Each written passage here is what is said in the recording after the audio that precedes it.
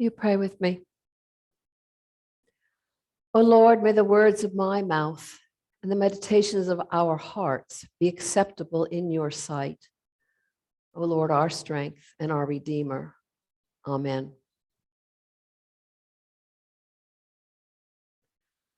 What do we do with all the violence and hate and anger that is in our world? There is so much brokenness, and the pandemic has put our brokenness into even sharper relief. And the brokenness seems to be global. So many religious, ethnic, and racial groups hating each other, or at best, a minimal sort of tolerance. The right hates the left, and the left hates the right. Those who have had the vaccine are against those who haven't, and vice versa. There are those who wear masks everywhere and those who only put them on under protest. I feel the planet shaking beneath me, and all that I know and have known seems to be coming undone. As I speak, there's tension between Ukraine and Russia. Will there be war? And the conflicts and the brokenness are even within our local communities, even within our families. Oh God, where is the healing? Where is mercy? Where is justice? Where is forgiveness? The spiritual question, and it truly is a spiritual question that I have been asked most as a pastor, is about forgiveness. Almost everyone seems to struggle somewhere in your life with a broken relationship. And we all carry old wounds. Sometimes the brokenness is the result of a true injury. Sometimes it is the result of lives that simply went down two different tracks and got farther and farther apart. Sometimes we are the one who caused the injury, the hurt. Sometimes we are the aggressor, the one who slapped the cheek, so to speak. And sometimes our cheeks are stinging because we've been slapped. But either way, there is a gap, a widening chasm that comes between us. And the anger and the pain and the hate that can fill that chasm will ultimately consume us. Our Old Testament lesson today gives us a story about the power of forgiveness. If you are not familiar with the story of Joseph, I encourage you to go home and open up your Bible to Genesis chapter 37 and begin reading this family drama. It reads like a good novel. And yes, it is a family drama, not unlike the drama that sometimes takes place in some of our families. Joseph is the next to youngest son of Jacob. He has 10 older brothers. But Joseph is the favorite child of Jacob. This causes much jealousy with his older brothers, who plot to get rid of him. At first, they leave him for dead in a pit in the desert. But at the last minute, they drag him out and they sell him into slavery instead. Joseph is carried off to Egypt. He becomes a servant for the Pharaoh. And Joseph is a man of dreams and foresight, and he provides much wise counsel to Pharaoh. Oh, but then he's accused of a crime and he's sent off to prison for a crime he didn't actually commit.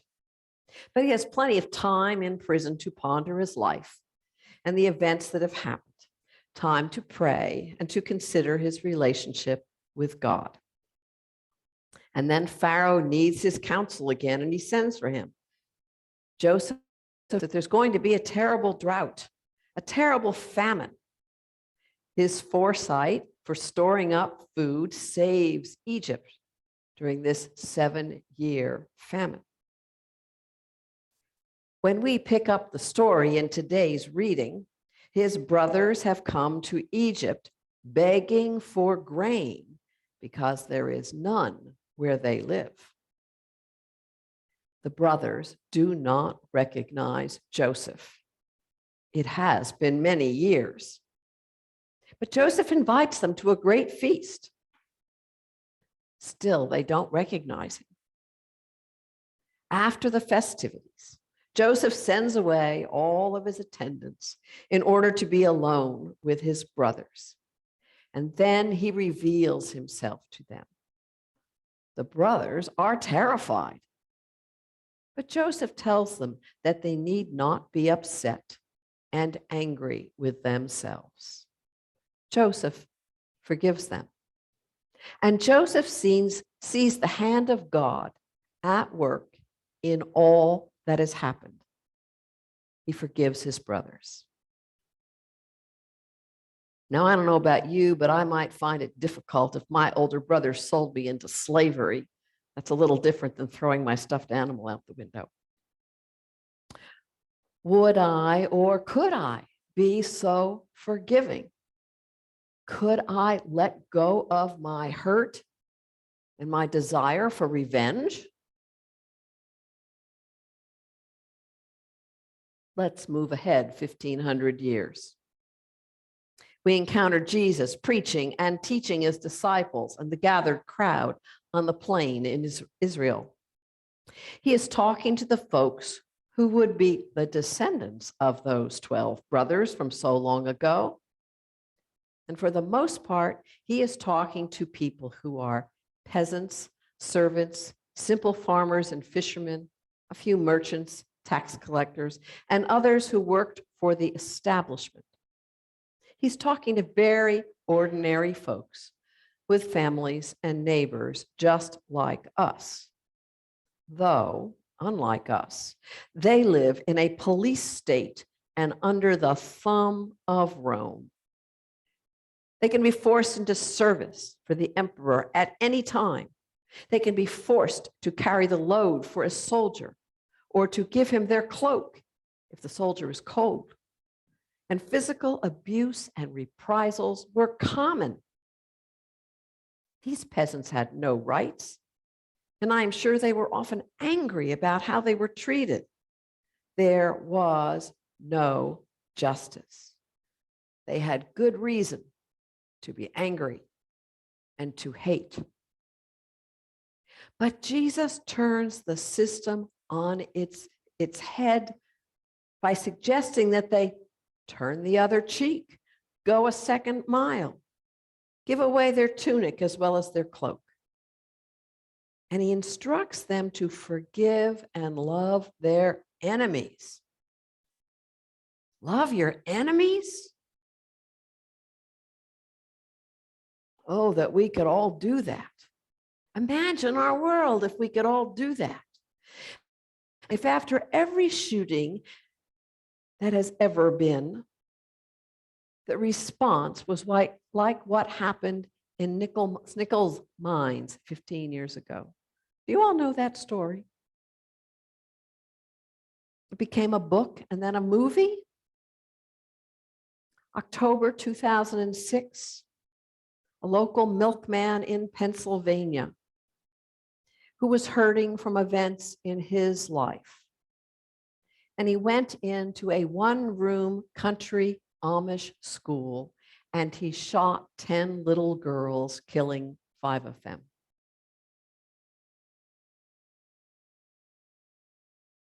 Now, there have been many school shootings, even right here in Blacksburg. Not an unfamiliar story. But what happens next is what makes this so remarkable. The next day, the Amish elders, including a father of one of the dead girls, Together, they went to the home of the surviving widow of the gunman. And they grieved with her, and they told her that they forgave her husband for what he had done. The widow, the media, the authorities were totally thrown off balance. How could these people offer forgiveness? I think one of the most important scenes in the film occurs when the gunman's widow asks a grieving mother how she can forgive. And the grieving mother replies that she has to do it over and over again, that the hate and the anger wells up, and then she has to forgive and let it go to God. And an hour later, she has to do it again and again and again. You see, loving your enemy and forgiving is not a feeling. It's not an emotion. It is an act, a choice, a decision about what we do in our hearts. And forgiveness is a thing we do also for ourselves. It does not mean we forget. It does not mean we reconcile. Reconciliation may come later. But forgiveness makes room for God to heal a wound. It frees us from the monster of anger and hate that can eat us from the inside out. When we forgive, we let go of our desire to judge. We let go of keeping score. We let God come and fill up that chasm that opened up between ourselves and the one we hurt or the one who hurt us. I think the hardest part about forgiveness is that it is an act of letting go. Letting go. We are so much about power and control. Letting go is not an American characteristic. We have believed we are special, and we have promoted individualism, and we admire the powerful. We are taught from a young age to be in charge of ourselves. Making room for God to act in our lives and fill us seems almost anathema. And so much of American religion has been about who is in and who is out, about judging each other. Who is worthy? Who is not? We have built a culture and a life on competition.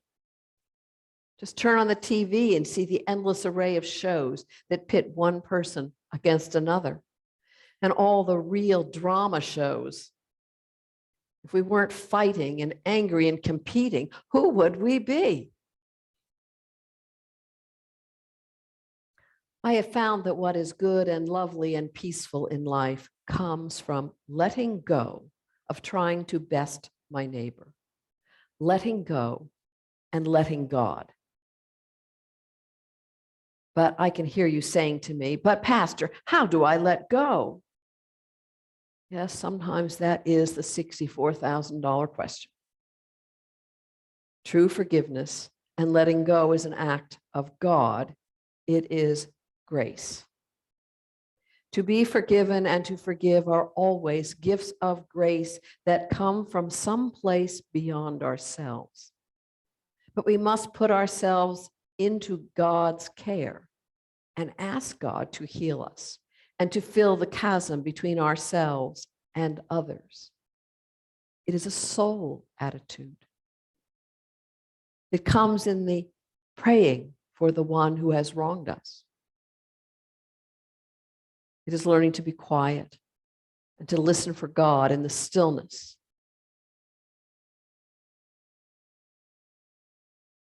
There's an old country song by the Judds called Love Can Build a Bridge. It's a song about the healing power of love. It also is a useful metaphor for forgiveness, a bridge of love. Forgiving and making amends are like building a bridge across a great chasm of hurt and injury and hate. Sometimes the bridge gets built from one side all the way to the other. Sometimes it begins on both sides and meets in the middle. But in any case, the bridge is the desire to make possible the restoration of a relationship. You can build a bridge and go across when you are ready. Sometimes you will go all the way across, and sometimes someone will come all the way to you. Sometimes you meet in the middle. But first, you must build a bridge of love. And sometimes you may never cross that bridge. But in building the bridge, you let go. And you can go on with your life without the monster of anger and hate. Remember that Amish Grace story? I did a little online research this week, and I found that 15 years after that terrible tragedy, the widow of the gunman and the Amish community have become good friends. They have learned to care for each other's children. Love built a bridge of forgiveness in that community and allowed for the opening up of a future for all of them, without anger, without revenge, without hate. It was a future that didn't keep score, a future full of love. And this is what Jesus wants for us all, a life of love, a life in which we do not need to fear the wrath and the judgment of God. I mentioned earlier that the question I have been asked most often as a pastor is about forgiveness.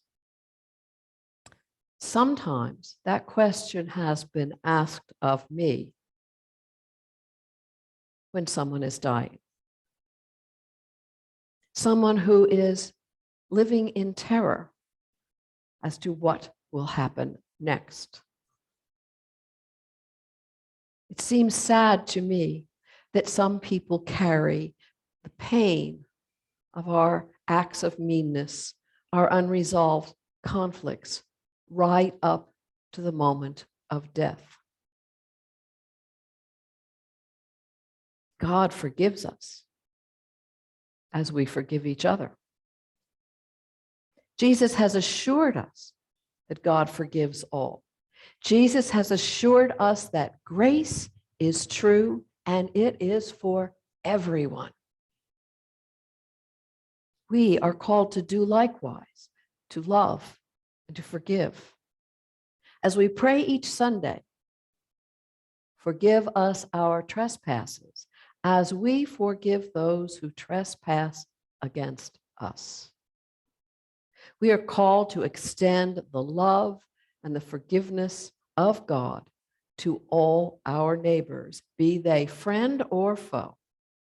We are called to a life lived in the amazing grace and forgiveness of love. Amen. Let's sing together.